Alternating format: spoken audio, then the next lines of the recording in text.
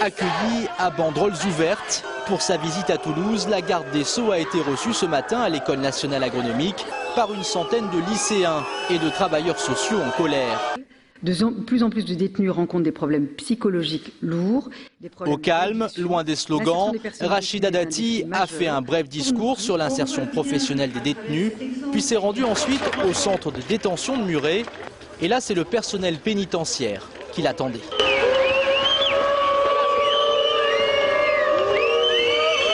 Accompagnée de Martin Hirsch, la ministre de la Justice a rencontré des détenus et évoqué avec eux des pistes de travail pour faciliter leur retour à l'emploi.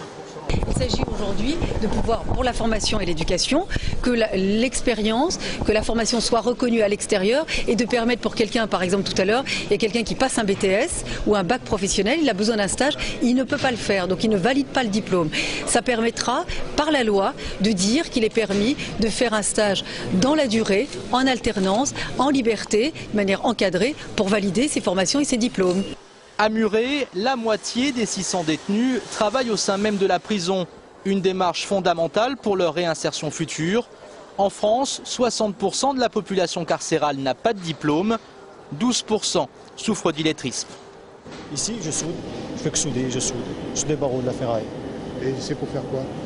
C'est ce qui est destiné au mobilier urbain. C'est-à-dire ça va autour des arbres, des lampadaires, tout ce qui est mobilier urbain dans les communes. Ici, je vais occuper un poste de commercial. Donc, dans l'hypothèse éventuellement un jour de me mettre à mon compte, un jour, à moyen terme j'espère, ça pourrait m'aider à retrouver des connexions réelles avec le monde de l'entreprise. Il y a toute une préparation qui est nécessaire. On sait les difficultés qu'il y a à l'extérieur pour une personne non détenue, donc a fortiori pour une personne détenue, il y a des efforts supplémentaires à effectuer. Au-delà de l'insertion professionnelle des détenus, la ministre de la Justice a annoncé 2 mesures pour désengorger les centres de détention. L'assignation à résidence des prévenus et la création de plus de 13 000 places dans les prisons françaises d'ici à 2012.